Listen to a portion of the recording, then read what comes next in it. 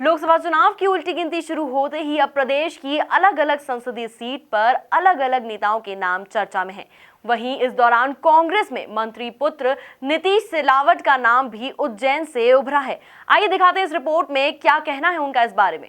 ये हैं कैबिनेट मंत्री तुलसी सिलावट के बेटे नीतीश सिलावट, जो इन दिनों धार्मिक नगरी उज्जैन से कांग्रेस का चेहरा बने हुए हैं। दरअसल कांग्रेस महासचिव ज्योतिरादित्य सिंधिया ने संसदीय सीट से अपने खास सिपह सालार कैबिनेट मंत्री तुलसी सिलावट के बेटे का नाम कांग्रेस आलाकमान के समक्ष रखा है, जिससे सियासी हलकों में मंत्री जी के बेटे चर्चाओं में हैं और उन्होंने बाकायदा चुनावी तैयारी भी शुरू कर दी है।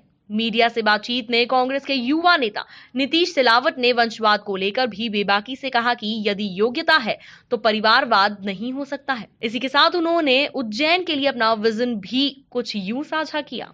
तैयारी पूरे जोर शोर से है, आप देख ही रहे हो। ऑफिस में सब लोग हमारे कार्यकर्ता बैठे ही हैं। हमने मैक्सिमम, मेरे को जहाँ तक लगता है, हमने उज्जैन की नब्ज़ पकड़ना चालू कर दी है और मेरे पिताजी पिछले 40 साल से उज्जैन की नब्ज़ों को बहुत अच्छे से जानते हैं, तो वो मेरे को एक वरदान के रूप में मिला है।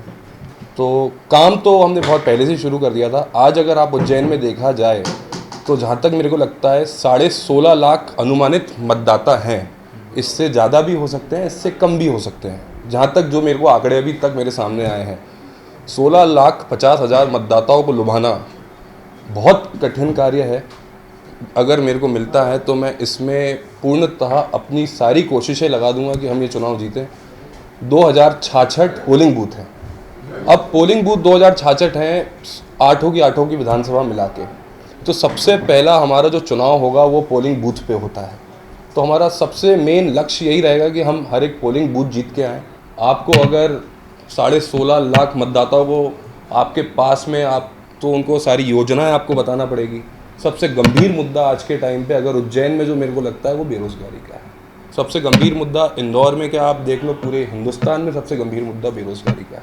युवा परेशान है, हैरान है, उसको समझ में नहीं आ रहा कि मैं किस दिशा में जाऊँ। सबसे पहले आपको युवा को एक दिशा दिखाना पड़ेगी। मेरी प्रथम प्राथमिकता यही रहेगी, मैं चुनाव में उतरूँगा तो युवाओं के लिए कुछ एक ऐसी चीज़ कर गुजरने की कोशिश करूँगा कि जिससे मेरे जैसा और मेरी उम्र का, और भले मेरी उम्र से भी ज़्यादा का जो भी आदमी हो या लेडीज़, मतलब जेंट्स हो या फीमेल हो, हम उनके लिए कुछ ऐसा कर गुजरें कि उनको भी लगे कि हाँ, कांग्रेस आई है और कुछ करा है। आज जैसे कमलनाथ जी की एक इतनी अच्छी पहल है कि हाथों हाथ सरकार बनते ही 4,000 का जो मानसिक भत्ता हमने युवाओं के लिए डिसाइड करा है वो भी चालू हो गया है। 7 दिन में किसानों के 2 लाख रुपये कर्जा माफ़ हो गया। आप बताओ, 15 लाख की बात होती थी, आज तक 15 लाख तो नहीं आया, 2 लाख रुपये तो 7 दिन में आ गए। तो जो बोला वो करके दिखाया और आगे भी हम उसी रणनीति पे काम करेंगे। जो बोलेंगे वो करके दिखाएंगे और उज्जैन को हिंदुस्तान और भारत के मैप पे नहीं बल्कि एक विश्व पटल पे स्थापित करने की मेरी पूरी कोशिश रहेगी। आप एक चीज़ देखिए, अगर डॉक्टर का बेटा डॉक्टर बनता है तो वंशवाद नहीं होता, वकील का बेटा वकील बनता है तो वंशवाद नहीं कहलाता। तो फिर नेता का बेटा नेता क्यों नहीं बन सकता? आप इसका जवाब मेरे को दो कि इसमें वंशवाद कहाँ से आया। वंशवाद की परिभाषा क्या है? हमें पहली बात तो वंशवाद की परिभाषा समझना चाहिए। वंशवाद की परिभाषा मेरे को आज के समय में ऐसा लगता है कि आज अपना सबसे बड़ा अमूल्य समय अगर अपना बेटा अगर किसी को देना चाहता है तो वो उसके पिताजी की सेवाओं में देना चाहता है। जो मेरे को एक चीज़ महसूस होती है, आप सबसे अच्छी चीज़ वही होती है कि आपके लिए एक प्लेटफॉर्म ऑलरेडी तैयार है, आप उसके अंदर जाएंगे तो और ज़्यादा अच्छी तरीके से काम कर पाएंगे। तो आज एक प्लेटफॉर्म मेरे को मिला है और बट नेचुरल सी चीज़ है। आज मेरे पापा 40 साल का, जो मैंने आपको बताया, एक राजनीतिक का अनुभव है, वो मुझे वरदान में मिला है। ये मेरे लिए एक वरदान है, तो मैं उसका क्यों नहीं उपयोग करूँ? करना चाहिए, हर किसी को करना चाहिए। सबसे पहला, परिवार की शुरुआत सांवेर से होती है, उसके बाद सांवेर से लगा हुआ उज्जैन है। आप ये बात देखें, जोग्राफिकली लोकेशन भी देखेंगे तो पहले सांवेर आता है फिर उज्जैन आता है। तो पहले दिल के करीब सांवेर है और खून उज्जैन बनेगा। दिल सांवेर रहेगा, खून उज्जैन रहेगा। वहीं नीतीश ने एक सवाल के जवाब में कहा कि कांग्रेस महासचिव ज्योतिरादित्य सिंधिया ने कुछ तो देखा होगा उनमें, तभी तो नाम कांग्रेस आलाकमान के समक्ष रखा है। उनको मेरे पे भरोसा है और तभी उन्होंने मेरा नाम रखा है। नहीं तो भरोसा नहीं होता, मैं अगर केपेबल नहीं होता तो मेरा नाम नहीं देते। तो कहीं ना कहीं उनको ऐसा लगा कि मेरे अंदर वो उम्मीद है, शक्ति है, ये आगे चलेगा, अपने पिताजी का नाम रोशन कर सकता है, परिवार का नाम आगे बढ़ा सकता है और कांग्रेस की सीट पे चुनाव जीत सकता है।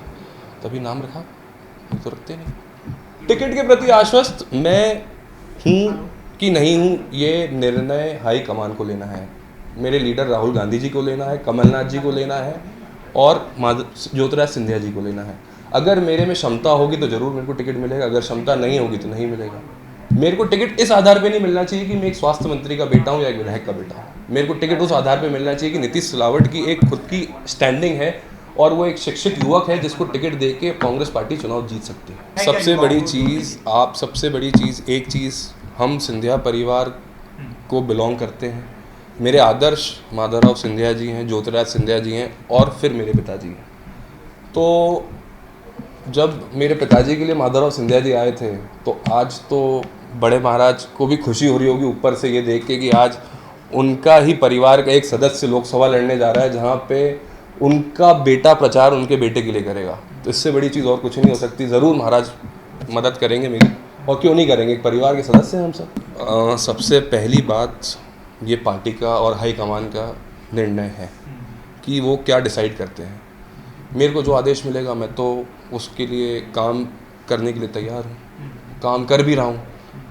अब हरी झंडी कब मिलती है ये देखा जाएगा। उधर अपने बेटे नीतीश का नाम चर्चाओं में आने से कैबिनेट मंत्री तुलसीराम सिलावट भी आश्वस्त हैं और उज्जैन से लोकसभा चुनाव लड़ चुके सिलावट अब अपने बेटे के लिए पूरी कांग्रेस पार्टी को एक करने में भी जुट गए हैं।